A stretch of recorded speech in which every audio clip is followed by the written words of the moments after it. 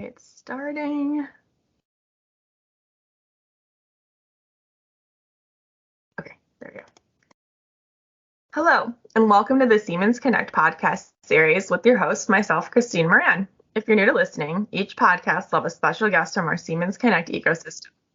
Our Siemens Connect ecosystem allows Siemens to partner with third-party companies to establish integrations to Siemens systems. Today, we're going to be talking with Matthew from our partner, Japa Inc. Hey, Matthew, how are you? Hi, Christine. I'm doing well. How are you? Good. So to start off, do you want to tell me a little bit about yourself? Yeah, definitely. My name is Mathew Magno, and I'm the CEO and co-founder of Japa Inc., or Japa for short. Japa stands for Just a Parking App. Now, I'm originally from Southern California, but I moved up to the Bay Area to study computer science and technology management at UC Davis. Now, that's where the company Japa got started, actually, as a classroom project. But today I sit on as a council member for the Sacramento Mayor's Technology Council. And I also love giving back as much as I can. So I started an accelerator that is geared towards mentoring undergraduate entrepreneurs on their ventures and startups. That's really cool. I didn't realize that you had started this in school. Yeah. So I guess, let's just jump right into it. Can you tell me a little bit about what Japa offers? You've already kind of explained it, I think, with the acronym there. Yeah, well, I mean, yeah, for Japa standing for Just a Parking App, we do more than just way more than just just a parking app. Japa offers we're pretty much a full turnkey solution to managing parking in a smarter way. We put sensors on every parking space, and these sensors are amazing because they all have like a 10-year battery life. They're over 99.5% accuracy, and they have no wires pretty much. When I mentioned batteries, so you literally can just put each sensor on every parking space, just glue it down, and then start getting data that you need. Now, what we do with that data is we aggregate it. We know when a car parks there, for how long, where it's at, and when they leave. So we put that data back into a system where we take care of, I want to say, the whole cycle of parking, from taking care of the commuters that are looking in search of parking to the parking management that they have to manage the lots, their operation, it's their livelihood. So we made a mobile application that it's geared for commuters where it'll show them real-time parking availability. It'll give them wayfinding directions to available space. If it's a time zone, then they'll get notified when their time limit's about to expire, so they don't have to get a ticket or anything like that. So it just really makes parking efficient, and so you don't have to waste time, searching parking lots or city streets, spending 20, 30 minutes, circling it just to find out there's not even space there. We'll give you a bird's eye view. You can even map out your parking, before you even leave your house, pretty much.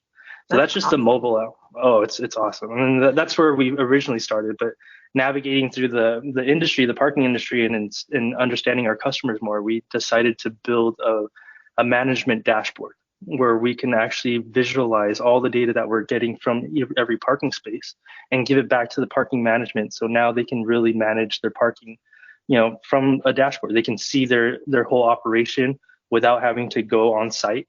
They could, we even do violation tracking, so they don't have to go out and spend hours of the day counting cars or even looking for overstayed vehicles. They can just use our application and our software to really manage that data and make everything more efficient for them.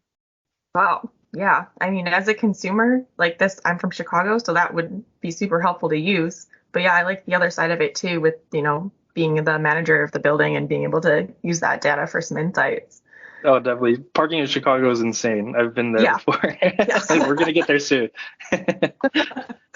So what kind of markets do you play in? Like, what kind of customers do you usually deal with that want this solution?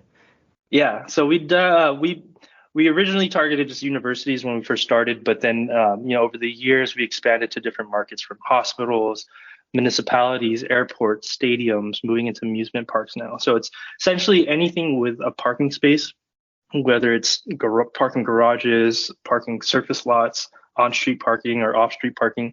We can really help manage those and solve the problems around that. Awesome. So I know we talked a little bit about some of the insights you can get and everything, but what are some of the key benefits to this parking solution? There's a lot of benefits coming from this, and you wouldn't, like, when I started building this company, I had no idea about how mundane a parking industry could be, but how much innovation there is towards it that we can really push. So I mean, just from our mobile, I mean, the benefits are focused both on the commuters and the parking management, like I mentioned before. But, just using the mobile app for the computers, finding a space quicker for them will, increase a lot of, just, I want to say it will decrease stress Mhm. for the commuters a lot. You don't have to worry about getting to the airport and then finding a parking space before you have to get to your gate. You can get there sooner, have time to buy coffee or anything like that. So there's a lot of value for the commuters that way. But in turn, allowing commuters to find parking quicker will actually increase more economic wealth for their operation. Like if they're able to park sooner and buy coffee, that means now their concession stands are increasing, right? Or now there's just, they're buying more things in the city. So it's just a win-win for everyone pretty much. And just, being able to, like for the parking management, the value mostly comes from not having, like the main problem for our clients is that their commuters just can't find parking, period.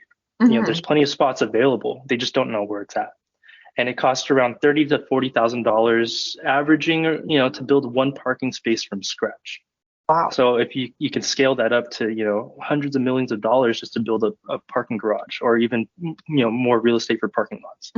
So what value we bring to our customers is now we show their commuters where parking is so they don't have to look for it. And then now we save our clients millions, hundreds of millions of dollars from having to build more real estate because we show their commuters where real-time parking is. Wow. So I would say that's the biggest value. That's really cool. So obviously you're part of our Siemens Connect ecosystem. So what got Japa interested in joining?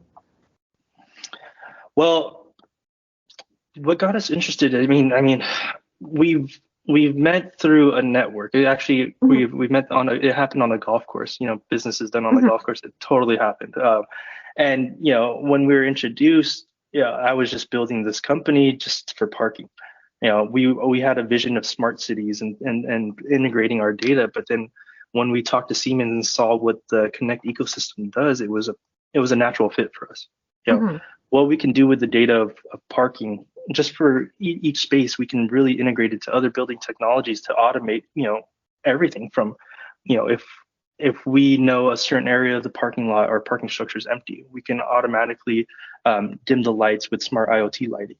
Or we can, if someone parks in their parking space and they get to the elevator, by the time they get to the elevator's called for their floor already, just based on their parking. Or we can control thermostats. So by the time you get to your office, the temperature is controlled perfectly. So having meetings with Siemens and then seeing their vision, it was just a perfect match for us. And it was really important for us to really keep pushing innovations towards the smart city initiatives and smart building technology initiatives. And Siemens is a huge support of that. So, I thought that was really, really interesting for us to be a part of that. I mean, Siemens is an industry leader for decades now, and we've always had them on our radar as someone, to look up to, but never really working with. And now that we are working with Siemens, it's been phenomenal. That's good to hear. We're definitely happy to have you as one of our partners. So one final question. So we've covered a lot. So what is one thing that listeners should take away from this podcast? One thing that listeners should take away from this podcast is that, data is important. Smart cities are coming, smart buildings are coming. We have to really understand how we can utilize the data and integrate all these amazing innovations and solutions together to make, one building more efficient, to create a better quality of life, for not only commuters, but even just employees or everyone working there. So, embrace new technologies. Don't be afraid of change because change is coming.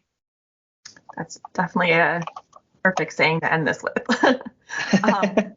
So thank you, Matthew, for joining us today and talking about Japa. And thank you for having me. Yeah, and thank you to everyone who's had taken the time out of your day to listen to us. For more information on Japa, please visit the marketplace and be on the lookout for our next episode.